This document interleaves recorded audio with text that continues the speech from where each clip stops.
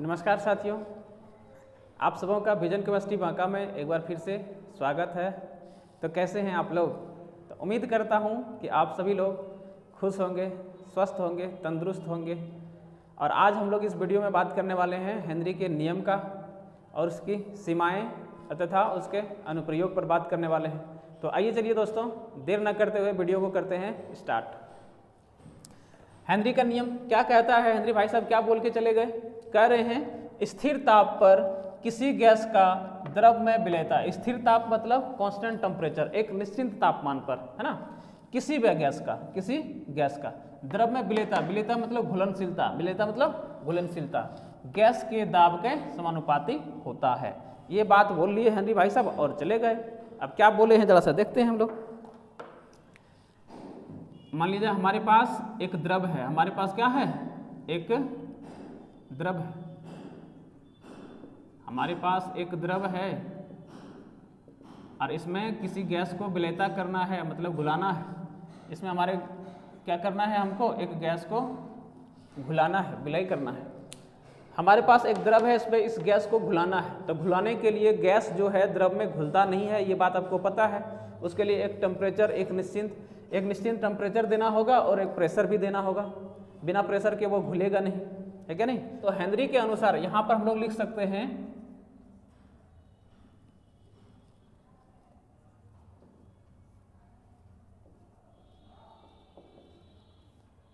इनके अनुसार, इनने क्या बोला है? इनने बोला है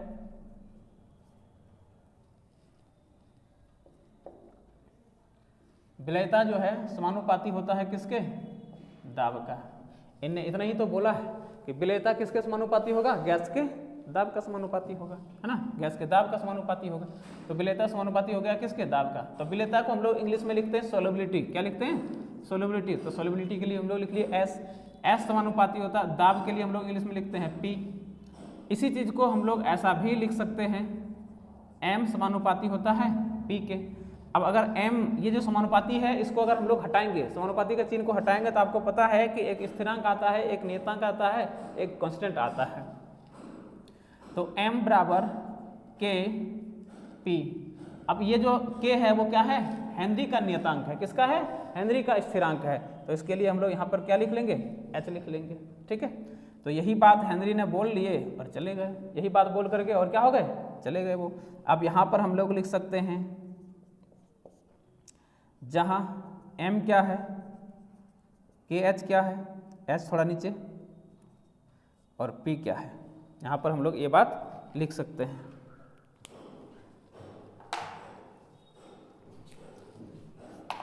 जहाँ पर m क्या है, द्रव में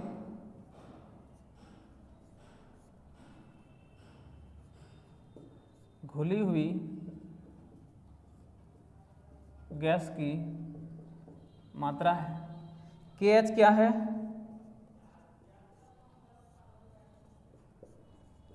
हेनरी का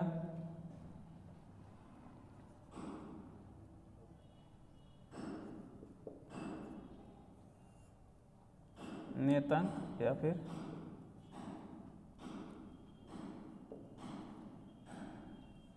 स्थिरांक। P क्या है? तो दाब है।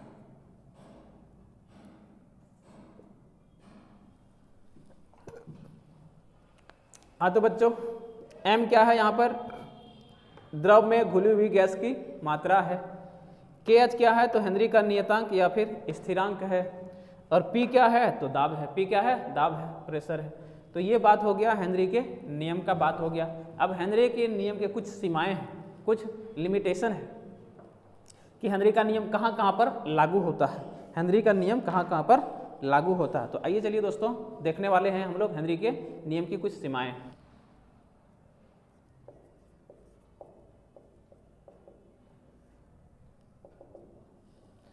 हेनरी के नियम की कुछ सीमाएं हैं। ये क्या सीमाएं हैं? तो कहता है यह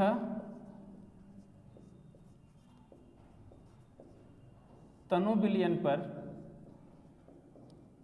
लागू होता है, यह सांद्र विलयन पर लागू नहीं होता है।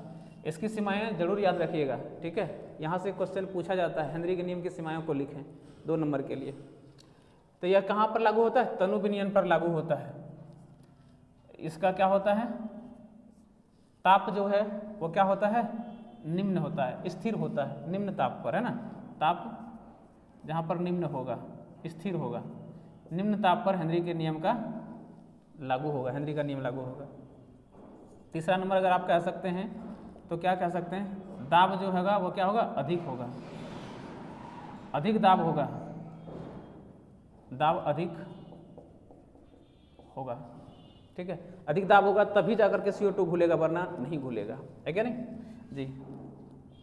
चौथा नंबर पॉइंट आप लिख सकते, गैस जो द्रव के साथ क्रिया नहीं करता है,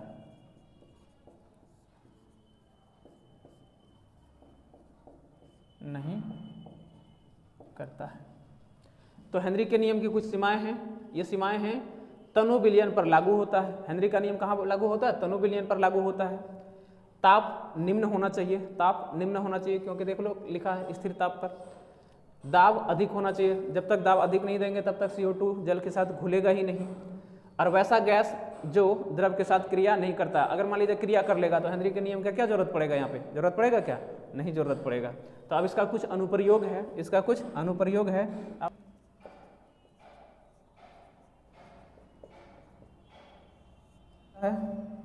इसका अनुप्रयोग कहाँ होता है? उपयोग कहाँ होता है? शीतल पेय पदार्थ को बनाने में, जैसे ठंडा हम लोग पीते हैं ना, स्प्राइट, माजा हो गया, थम्सअप हो गया, कोको कोला हो गया, तो ये सब पीते हैं। ये सब पीने के बाद हम लोग को मतलब थोड़ा देर के बाद क्या होता है? पेट में से डकारा आता है। डकारा आता है मतलब गैस बाहर होता है। गैस क्या होता है? बाहर होता है। वो गैस कौन सा बाहर होता है? CO2 गैस बाहर होता है।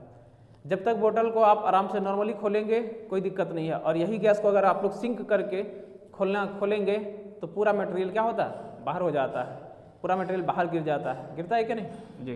तो उसका अनुप्रयोग कहाँ होता है? तो हम लोग लिख सकते हैं शीतल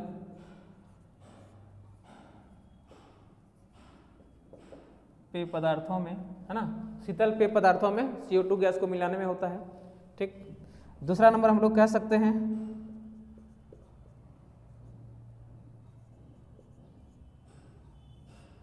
समुद्र के अंदर जो गोताखोर जाता है ना, समुद्र के अंदर गोताखोर जाता है, उसके पास जो सिलेंडर होता है पीछे पीठ पर, उस सिलेंडर में हीलियम और ऑक्सीजन गैस को मिलाने में हेनरी के नियम का अनुप्रयोग होता है। तो गोताखोर के पास, है ना। और तीसरा नंबर हम लोग लिख सकते हैं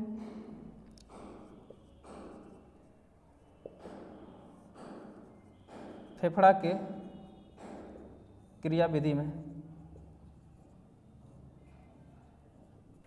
फेफड़ा के क्रियाविधि में। फेफड़ा मतलब दिल, दिल जो धड़कता है, जो हर सेकंड में धड़कता है, खून को साफ करता है, उसमें भी तो ऑक्सीजन की जरूरत होती है ना, तो वहाँ पर भी। तो ये था हमारा हेनरी के नियम का अनुप्रयोग, सीमाएं और हेनरी का नियम। तो वीडियो कैसा लगा दोस्तों? एक बार ज़रूर से ज़रूर कमेंट करके हमें बताएंगे और एक लाइक कर देंगे। और अगर अच्छा लगा होगा, वीडियो में कुछ अच्छा इन्फॉर्मेशन मिला होगा, तो हमारे चैनल को सब्सक्राइब जरूर करिएगा। आज के लिए इतना ही, थैंक यू।